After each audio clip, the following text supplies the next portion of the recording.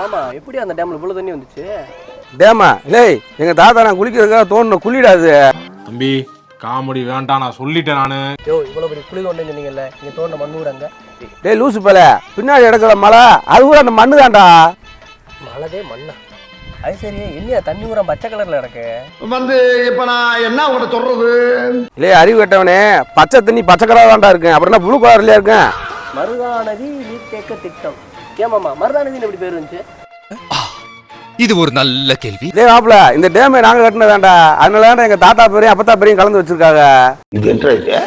ஆமாடா மாப்ள, எங்க தாத்தா பேர் மருதமுத்து, எங்க அப்பத்தா பேர் நதியா. மருதமுத்துல மருதையும் நதியாவுல நதியும் தூக்கி மருதானதியும் பேர் வச்சுட்டாடா மாப்ள. பெரிய சோழர் பரம்பரை. இவர் ராஜராஜ சோழன், அவர் ராஜேந்திர சோழன்.